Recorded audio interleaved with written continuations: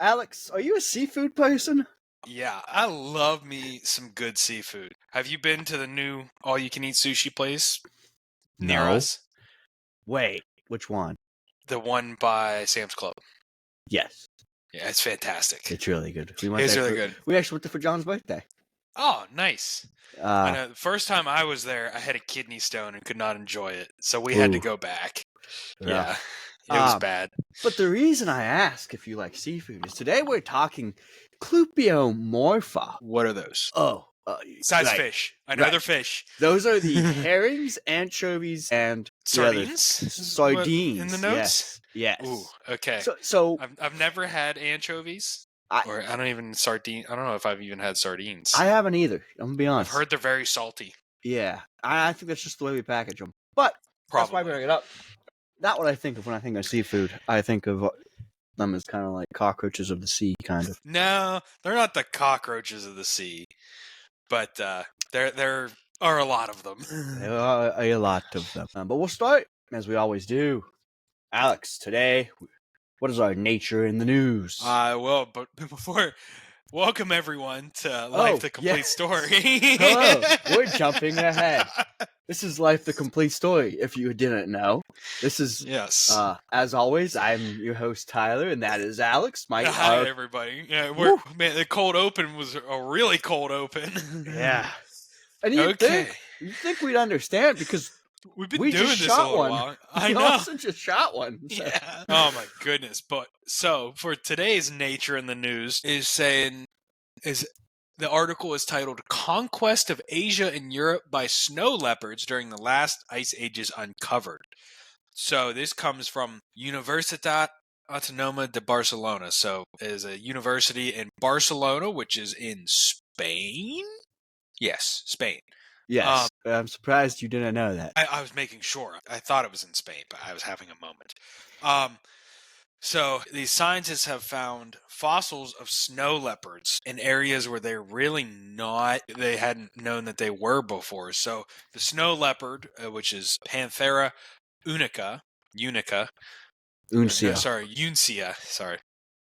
Dumb. They're very, very near extinction. There's only about 4,000 remaining in the wild. They are, of course, medium large cats they tend to live at high altitudes, mainly in the Himalayas, but I'm sure a lot of this has to do with climate change, that as there's more snow melt and things, they really, and there's some development of the area, a little bit, not much, because they tend to live over 2,000 meters above sea level, which is pretty high up there. They are slowly going extinct, but there are fossil records that found that they were not just in these areas in the Tibetan plateau, but they've actually found them that there were unverified remains in northern China and all the way up to Europe, but in a study that has been now published, these researchers reviewed these large amounts of samples that they thought were the common leopard, Panthera pardus, from Europe and Asia, and identified in those 5 snow leopard fossils that date back to over 1 million years ago.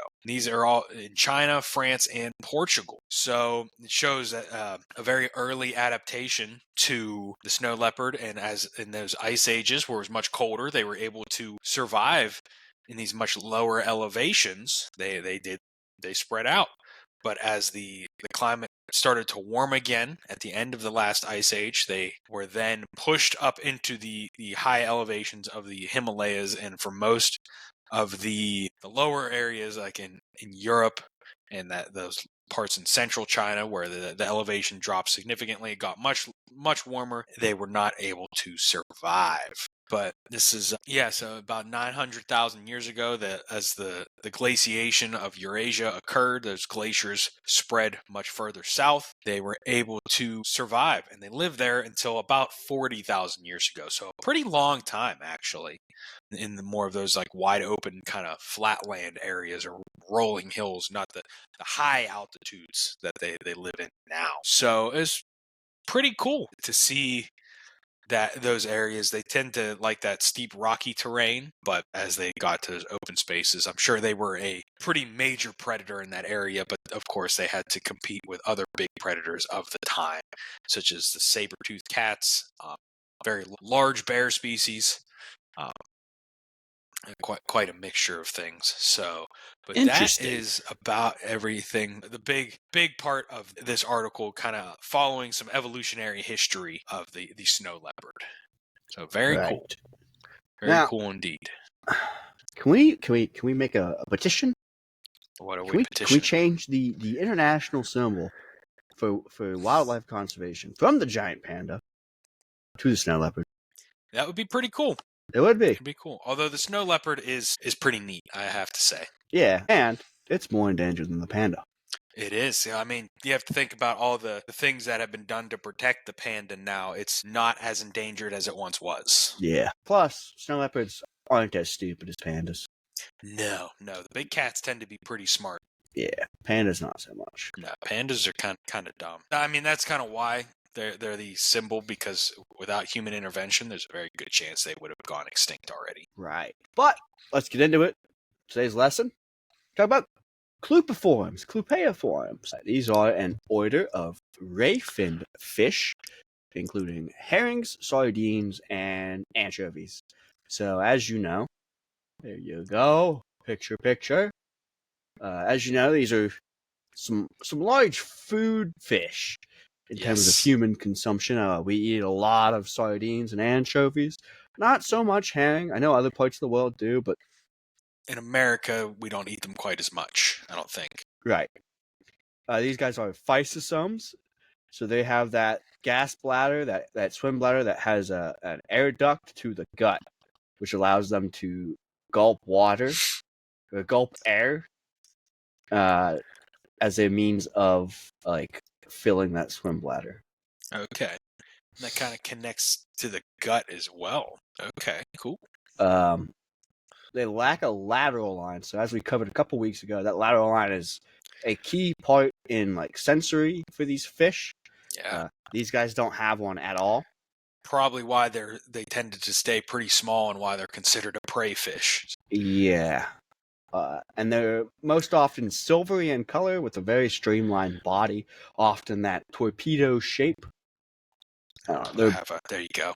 They're big schooling fish, often seen in groups of hundreds to thousands, depending on the size. Oftentimes plankton feeders. They filter their food through gill rakers, so they open their mouths, kind of like filter out the water, and all that's left is the plankton. And as Alex has showed, that is going to be our first group of the day. Dentaclippidae, yes. Also known as the dentical herring. Yes. They're small fish found in rivers of Benin, Nigeria, and Cameroon. So what is that? Central Africa? I know Nigeria and Cameroon are. West Africa is Benin, Republic of Benin. So West Central Africa. Yeah.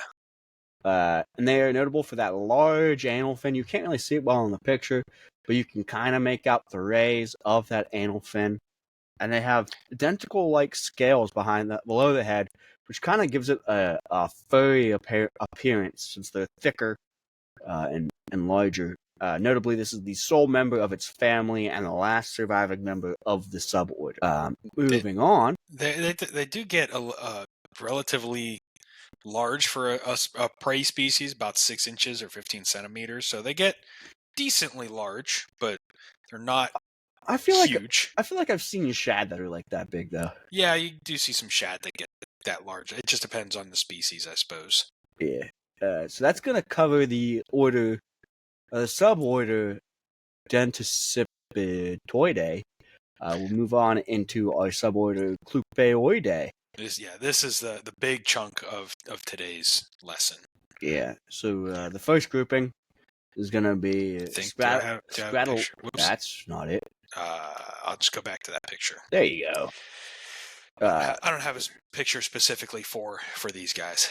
For the rest of the group. There's not much to this one. This is Spraddleoidae. These are a family of marine ray-finned fish.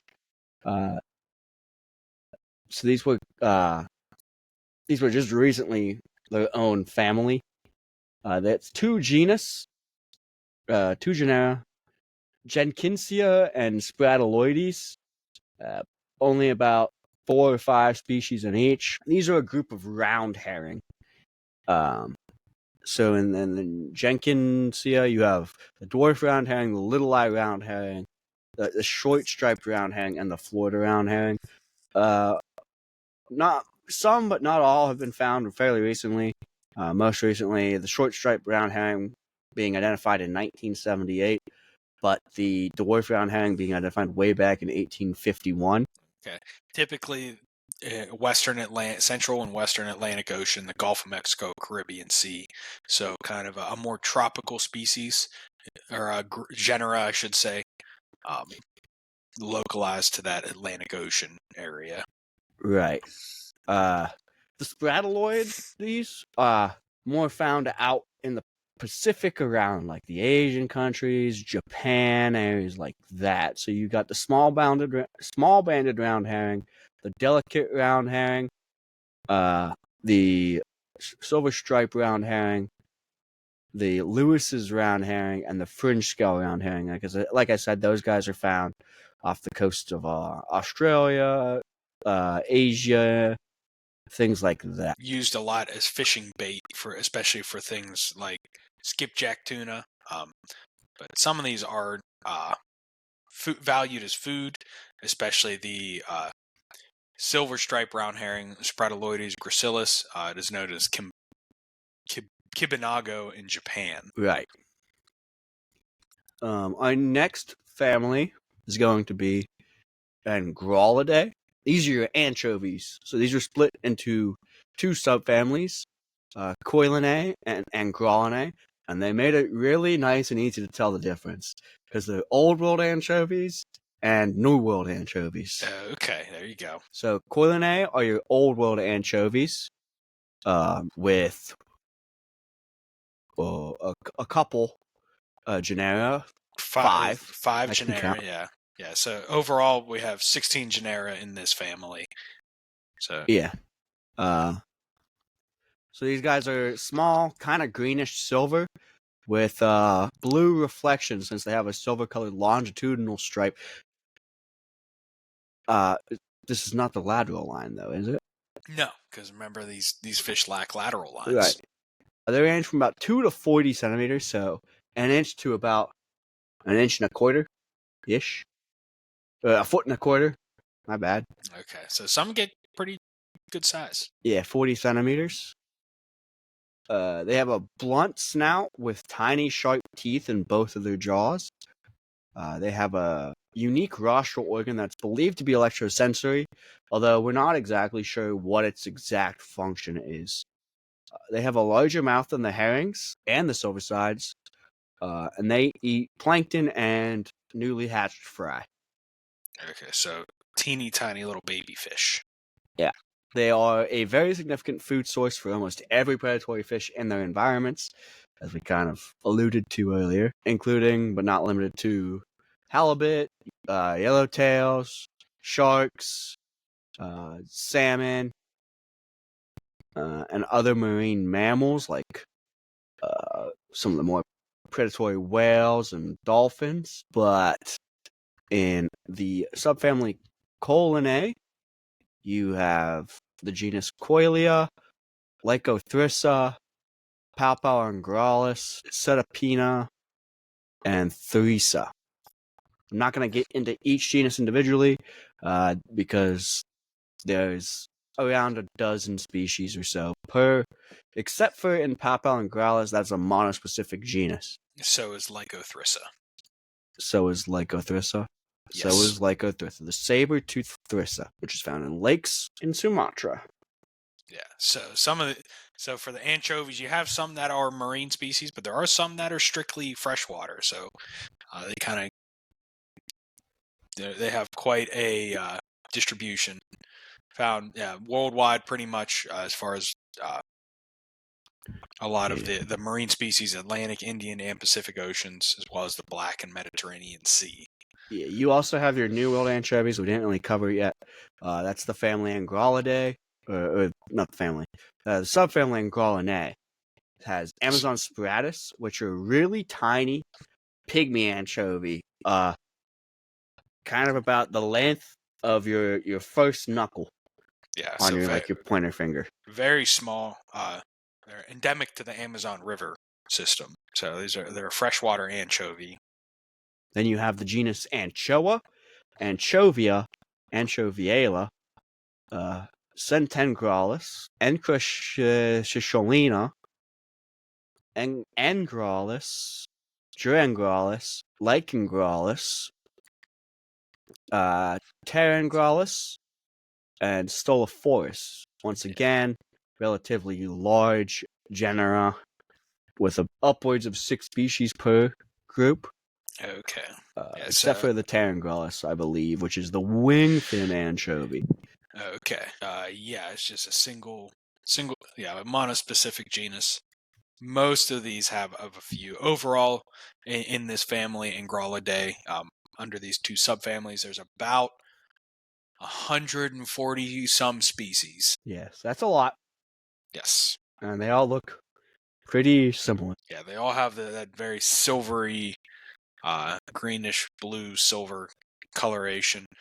Very similar body plan. In the picture I have pulled up, you can see the striped anchovy. They all have that very generic fish shape. Is the easiest way to put it. Moving on. Where are we at now? We're in Clupeidae, which are the herrings and the sprats. So these are like foraging fish, mostly marine, although there are a couple freshwater species.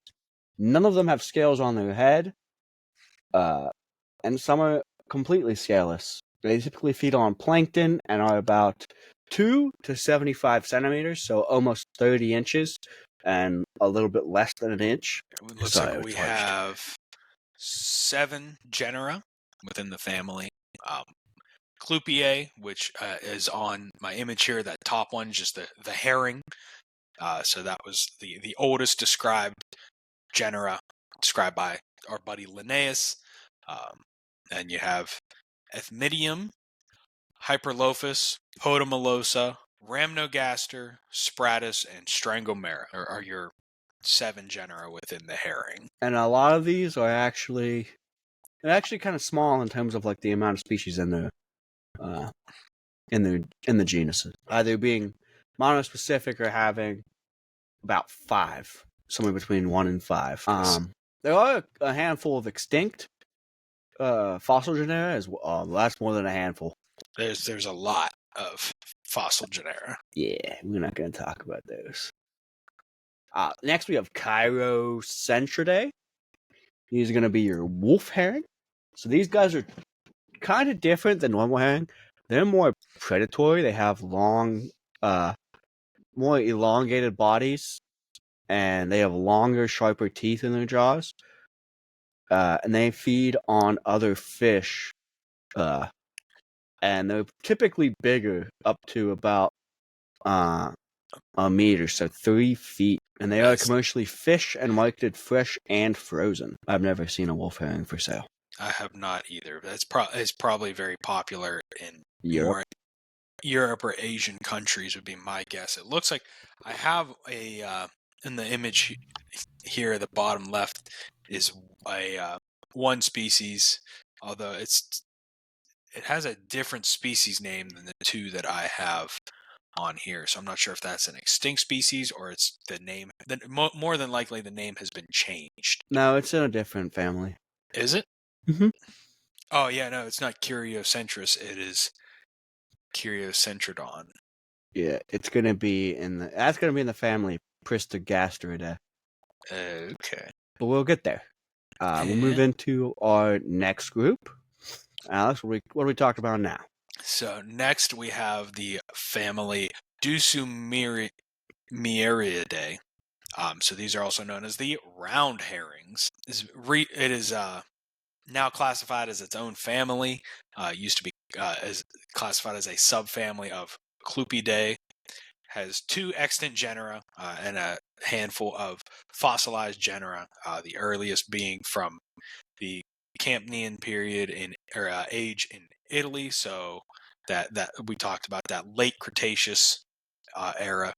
And our 2 genera are the Dusumieria and Etremus, or Etrumius, which I thought, yeah. So one of the image I have on here, the Atlantic round herring, is from the genus Etrumius, and they can be found in Etrumius. There are 7 recognized species, and then in Dussumiera there are 3 recognized species. One of them being very recent. These are known as the rainbow sardines. Of course, you have the rainbow sardine, the slender rainbow sardine, and then the most recent, described in 2022, Dussumiera motacondi. Right.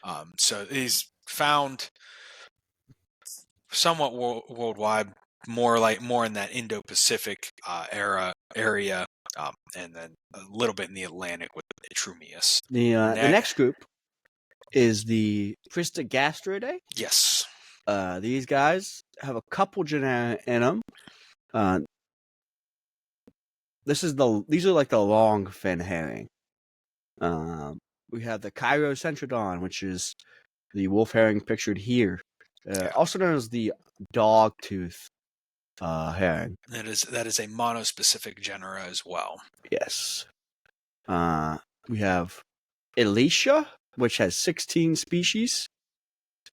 These are found off the coast of China and Korea, as well as off West Africa. You have Neo-Opistopterus, which is a small genus. There's 2 recognized species found in tropical waters of the Western Hemisphere, really in that Caribbean Sea, Gulf of Mexico area. You have the Cuban longfin herring and the tropical longfin herring. Odontognathus is another group, a genus found in those tropics of the Western Hemisphere. The Caribbean longfin herring, the Guyana longfin herring, and the Panama longfin herring. Pelona is a group of 6 species, 3 in freshwater and 2 in coastal and of the Indo-Pacific, and 1 in coastal of the Atlantic. You missed a genus, Opistopterus. I did. You did. I did. You skipped. So this one is has 6 species found in the Indo-Pacific. The Dove's longfin herring, the Vaqueira longfin herring, equatorial longfin herring, big-eyed longfin herring, the tardor, and the slender tardor.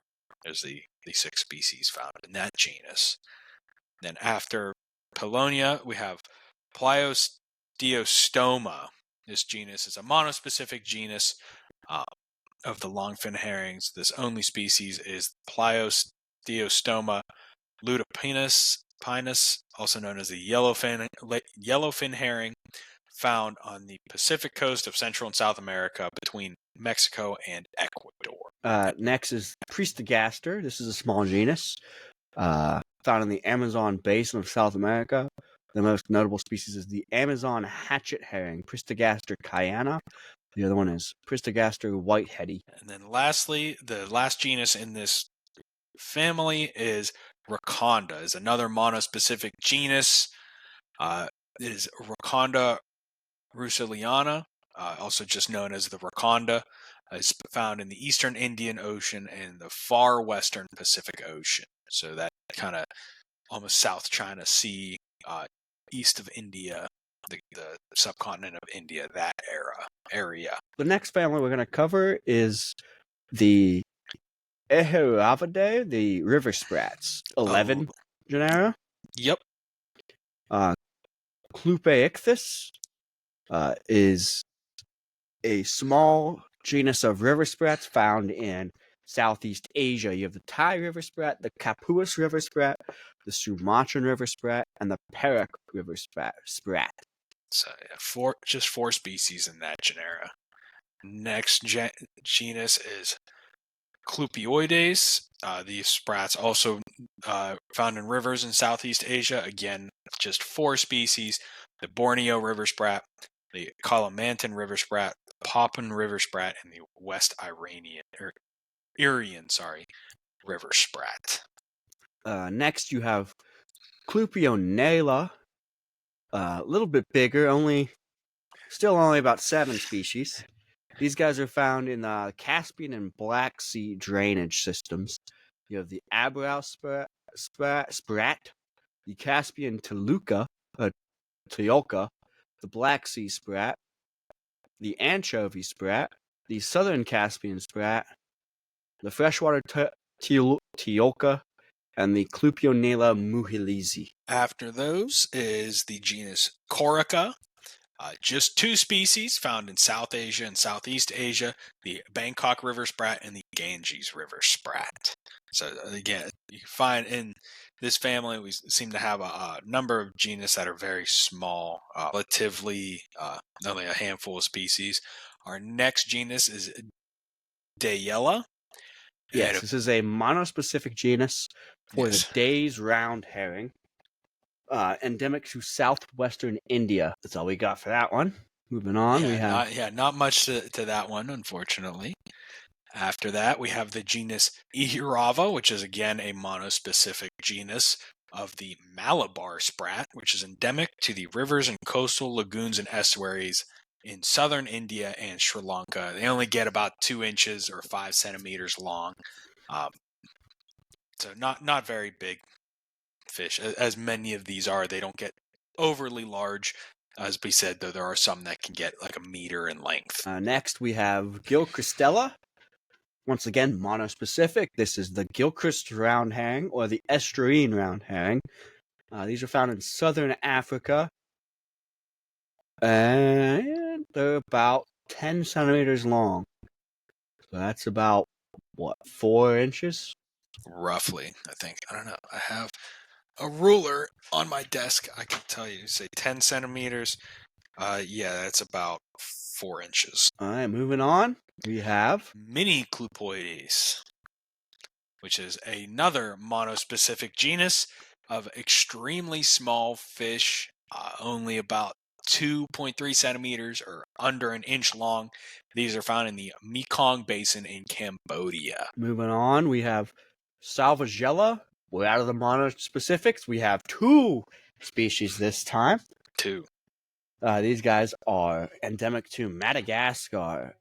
We have the Madagascar round herring and Salvagella robusta, which is relatively new, found in 2002. Yes. Second to last genus in this family, we have Spratellomorpha, which is back to the monospecific genus. This is the two-finned round herring, endemic to Madagascar, the rivers of Madagascar. Unfortunately, not a lot with these fish. And then lastly, we have the genus Sundasalinx. Sundasalinx. The Sunderland noodlefish. This has a pretty big, compared to the rest of the fish in this family, there are seven species in this genus. So we're finishing strong here. These are extremely small sprat-like fish found in those freshwater environments of Southeast Asia, with majority of these species being found in Indonesia. So the islands of Indonesia. They're also known as the Sundaland noodlefish. Many of these species were described in a couple of them in the early 1980s, with most of them being in the late 1990s. You have Sundasalinx maleti, Sundasalinx megalops, Sundasalinx mecongensis, Sundasalinx mesops, Sundasalinx microps, Sundasalinx, this is a mouthful, I apologize, Platyrhynchus, and then the last one is Sundasalinx praecox, also known as the dwarf noodlefish. All right, the next family we're going to cover is Allelopathy. These are your shads and sardines. We got 2 families left, guys. So hang in there with us. We're almost there. This family are pelagic open water schooling fish. Several species are, commercially important food species, things of that nature. You have the genus Alosa. Those are going to be your shads, also known as river herring. And there's quite a few. They're kind of like separated by geographical origin. You have the blueback herring, the Alabama shad, the skipjack shad, the hickory shad, the alewife, and the American shad.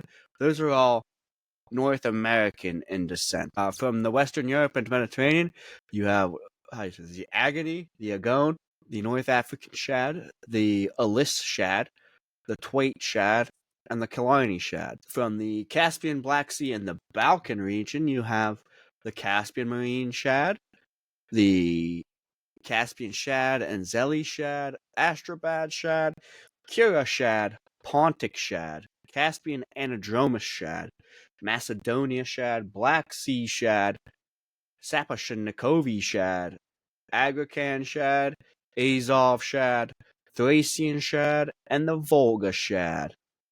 I did want to say the Caspian, Anzeli, and Astrabad shad, those are actually all subspecies of the species Alosa caspia. So they're all similar enough that they're the same species, but they're all actually subspecies of Alosa caspia. The next genus is Brevoortia, a little bit smaller. Usually the menhaden.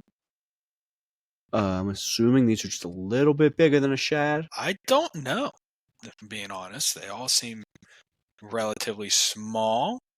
Let me. Oh, no, they can get 8 to 12 inches in the case of the Gulf menhaden. The Atlantic menhaden, about the same size, about 15. Yeah, but so as Alex said, you have the Gulf menhaden and the Atlantic menhaden. You also have the Brazilian, fine scale, Argentine, and yellowfin menhadens. The next genus is Sardina, which is a monospecific genus. Is the European pilchard, which is native to the northeastern Atlantic, Mediterranean, and Black Sea. A lot of the depths ranging in that photic zone, 10 to 100 meters or 33 to 328 feet deep. So kind of the photic to just the top of that aphotic zone.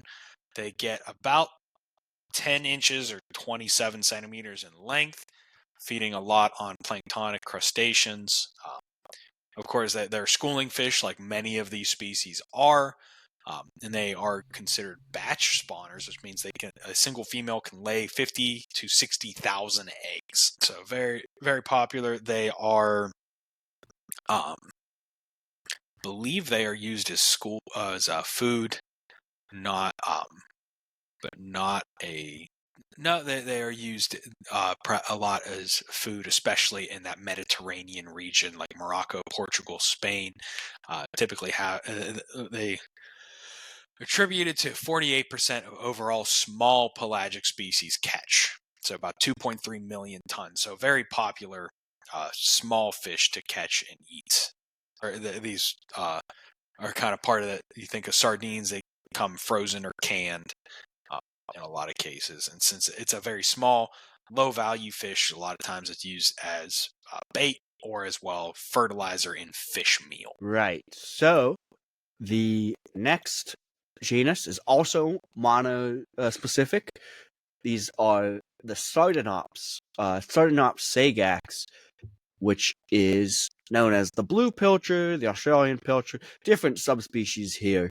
The blue bait, the California pilchard, Peruvian Pacific sardine, South American pilchard, Chilean sardine, Japanese pilchard, Pacific sardine, and South African pilchard. So this is the highest yielding single species fish in Australia by volume, and they have they use post signing, which is you cast a net that hangs vertically, and you just kind of like group them together in the net to catch them. Okay. And these school in large groups. I have a picture here. The vast majority of these fish that are caught are used to feed. There's southern bluefin tuna, which are used as kind of like they do ranching operations in an area of South Australia where they grow tuna, and then that remaining small, about 6%, is used as human consumption as well as primarily for recreational fish bait and pet food. But So the picture that I pulled up is a large school found in an exhibit in the Monterey Bay Aquarium, which is kind of on my bucket list of places to go. Yeah. And now we're on the last family. Yes, sir. Our last family was Dorosomatidae, which are the thread herrings or gizzard shads and sardinella. So in here you have a 31 extant genera. So we have quite a bit. They were another group that was originally considered a subfamily of Clupeidae that has now become its own family. Just a couple. There's, as I said, a lot of genera. I'll just run down through the list real quick here. They're found pretty much worldwide, both fresh and saltwater. I know the American shad is in that. I'm not sure if that is on my image here. Let me pull it back up so that way it is there for you all while I am going through them. It might be, the gizzard shad Dorosoma cepedianum. That is the American gizzard shad. Yeah, that is, I believe, part of the North and Central America gizzard shads. Of course, that specifically is the American gizzard shad. In that genus, there are 5 species. But so our species, real quick, this is going to be a mouthful. I apologize. Bear with me. You have the genus Amblygaster, Anodontostoma, Clupanodon, Congothrysia, Dorosoma, as I said before, Esculosa, Ethmalosa, Goniolosa, Gudicea, Herringula, Herclotzichthys, Hilsa, Conocerius, Laevisculeta, Lyle, Limnothrissa, Microthrissa, Nanothrissa, Nematolosa, Odaxothrissa, Opisthothonema, which are the thread herrings, Pelanula, Platonicthys, Poecilothrissa, Potamothrissa, Rhinosardinia, Sardinella, which I believe is where most of your sardines, I think, may be found. I'm not sure. These are the sardinellans. There are 27 species in that genus. Sierrathrissa, Stolothrissa, Tenuolosa, and Thratidion. So there are a lot of species, extant genus, 31 extant genus, quite a number of species in all of these. I'm not sure if any of these are, one or two of them are monospecific. When you talk about sardines in terms of like human consumption, the juvenile pilchards that we talked about in that family, Aloecidae, those are marketed as sardines. Oh, okay. So the European pilchard. Yeah, and the blue pilchard. Okay. Yep. Okay.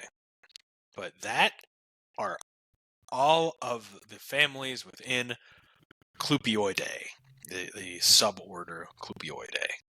Right. Whew. All right. Just before we move on to other segments for the day, just to give you guys a little rundown of the foreseeable future. We are in the clade Otecephala, which includes the herrings, the slickheads, the milkfish, the minnows, the carps and loaches, the tetras and piranhas, the knifefish and electric eel, and catfish. So that's going to be our foreseeable rundown for the next couple weeks to months. Yes. As we warned you when we started fish, there are a lot of them. A lot of different fish. This is a massive group. Yeah. And we're just in the infraclass Teleosteomorpha. So as the class Actinopterygii, which are ray fin fish, that is massive. As we started with, this is one of the largest classes of animals that we have. This makes up over half of all vertebrates. Yeah. So we'll cover half of it in one group, and the next half will be the rest of the show. Yeah, at least as we get through the animals. Yeah, and then we'll move on. Yeah. But Alex, let's move on to Yes, our. sir. What do you want to do? Amazing species or most wanted first? That is up to you. What do That's you not the want answer to I do? wanted. I can cover my most wanted first because it is very topical today for once. So, our most wanted for this week is the alewife, which is one of the species that we talked about today. So, the alewife is also known as the mulhayden, the gray herring, or the golden shad. They're typically native to the Atlantic Ocean, so they're mostly a marine species, but they have become invasive in North America, specifically in the United States and Canada, within the Great Lakes. They were introduced into Lake Ontario when in the late 1800s, and then they are possibly native, though they're not 100%. But then they were found in Lake Erie, Huron, Michigan, and Superior through the 1930s to 50s as well. They're most likely brought to Lake Erie through the Welland Canal and presumed to have spread to the other Great Lakes through the Detroit River, Lake Sinclair, and in some cases they may have been intentionally stocked in some of those inland waters. They have kind of a varying impact on native species. I'm sure they compete a lot with the native shad and those minnow small bait fish. Would be my Now, question. be my best guess.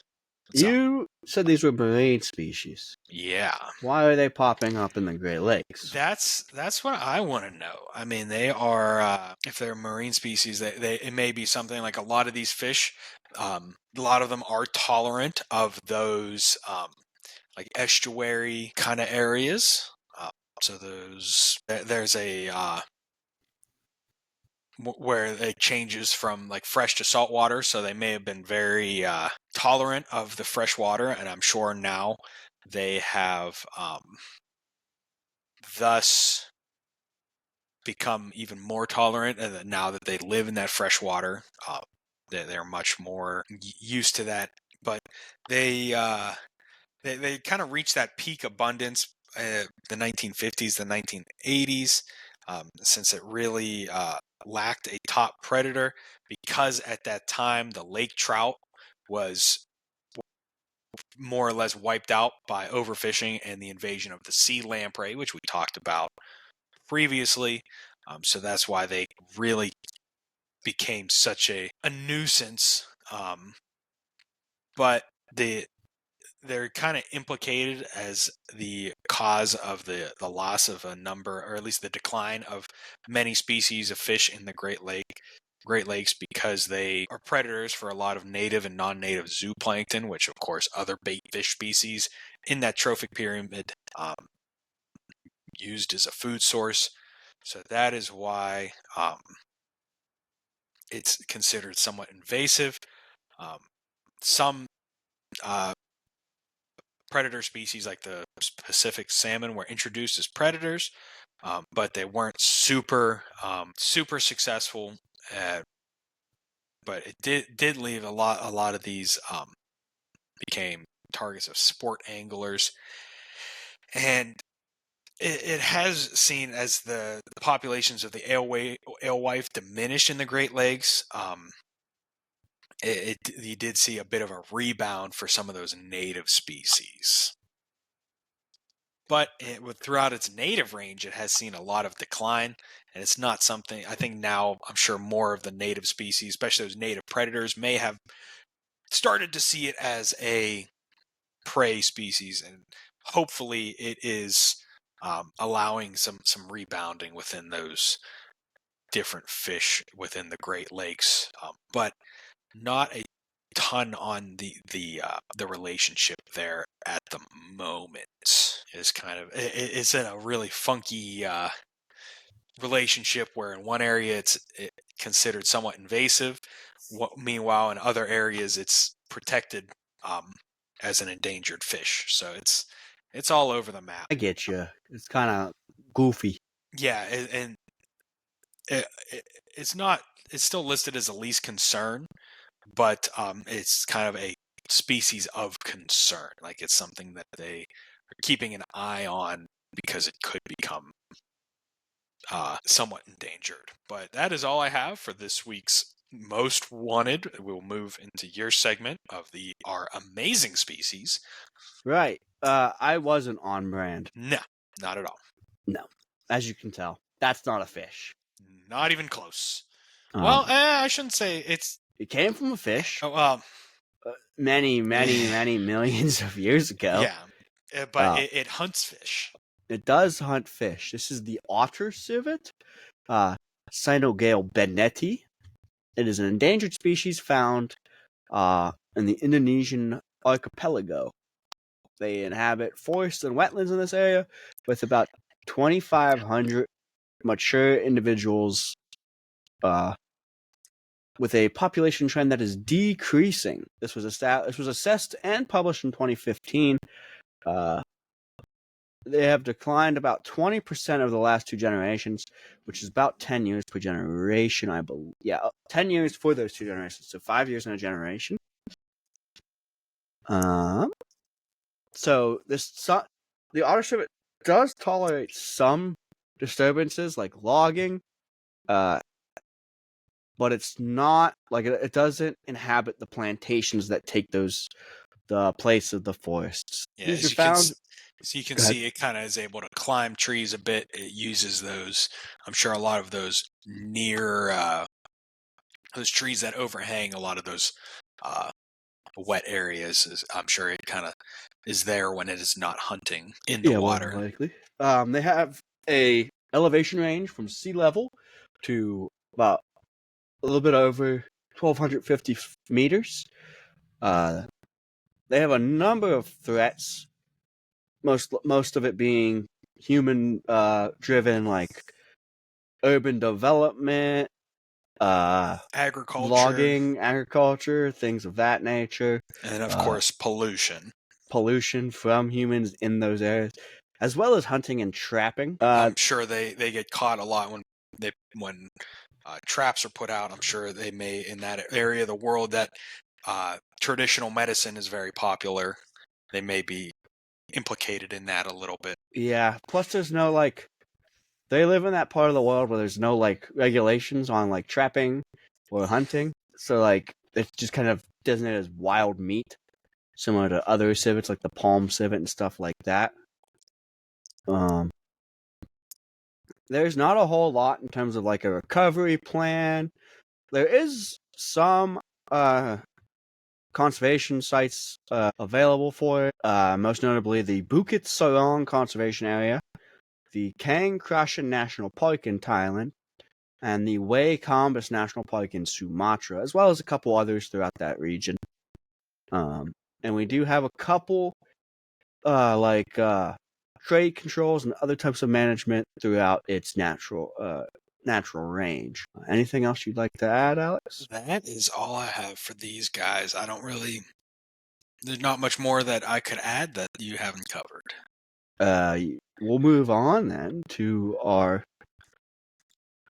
ecology encyclopedia for the day. Once again, this is our new segment where we kind of highlight a word or a phrase that we may talk about on the show that doesn't necessarily come up often, but is you need background information to understand what we're talking about. Yeah.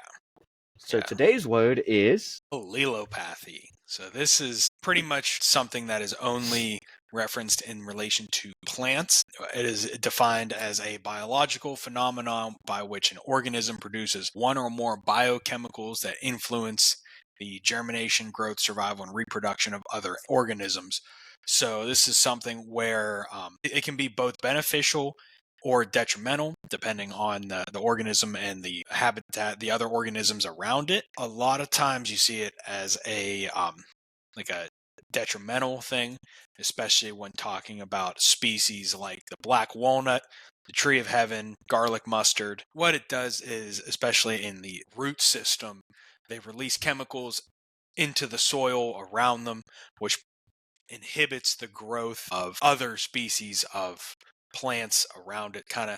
It's how it competes for space, nutrients, things like that within its habitat. Right. However, sometimes allelopathy is not just within like root spreading, right? Like it can be like, would you say capsaicin's a type of allelopathy? Maybe not. I consider that more of a biological defense than allelopathy. Okay. But I guess it could be something like if a plant, like it's showing the one thing here, it's showing like as a plant, say a tree dies, that it that dead tissue releases chemicals that prevents the growth of like especially understory plants. But primarily, I think you would see it kind of in the root systems or release as the leaves fall. Probably be a big thing, especially if it relates to pH and the availability of nutrients. I get you.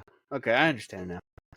Do you have anything else to add on allelopathy? I mean, it'll come up Once we much start later down the talking, road yeah, once we when we start talk talking about about plants, yeah. But for now, it's kind of just a good buzzword to get in your heads, uh, because we will talk about it more, and Yeah. just so we don't have to cover it later down the road, we can give you more info on the actual species and genus and everything in that nature. Yeah, I'm looking through here. Your question: capsaicin is considered like an allelochemical, but it is considered that because it's not required for plant growth and survival. It's more of a deters Right. animals from eating the fruit as well as kind of plants in the immediate vicinity from sprouting. Okay, so it's not true allelopathy because it's not inhibiting the growth of things in the area. And not the same way like when we talk about it in relation to the black walnut. Yeah, because that'll throw chemicals out in the soil that says nothing else will grow around me. Correct. Okay, I get it now. Yep. It's that evolutionary warfare is pretty much the easiest way to describe it. These plants have developed these chemicals that they release to better compete against other plants in the area, so that way they have a better chance. Them and their offspring have a better chance of survival. Okay. Well, I think that's going to conclude today's episode. As always, I was Tyler, joined by co-host Alex there. Today, what did we talk about today, Alex? We talked primarily about the Clupeiforms, a group of the rayfin fish. That was our lesson for today. So pretty interesting. The shads, the herrings, sardines, bunch of prey fish is what today's groups were. So as always, make sure to follow us on Spotify at Life the Complete Story. Make sure to rate, like the podcast, do whatever other algorithm things they ask of you. Subscribe to the page on YouTube at Life the Complete Story, depending on where you get your content, or do it on both. It helps us out a bunch. Yeah. Follow us on Instagram at Life Complete Story. Weekly clips, weekly amazing species. Yeah, that's it. Yeah. Same thing on TikTok for however much longer that thing's around in America. Facebook at Life the Complete Story. Semi-frequent posts about news articles and things that we find interesting that you might not see on our Instagram page or on the podcast itself. Email us at lifecompletestory@gmail.com for anything you have. Might be longer form, not necessarily fitting in a comment or anything like that. Whether it's new topic you want us to cover, new segment you want us to cover, things of that nature. We look forward to it. And as always, Alex, keep on learning, learn something new. You'll never know what you find interesting. I mean, it's how Tyler and I started. That's how most people get into some things like this is a very passion project for us. You never know what you'll learn.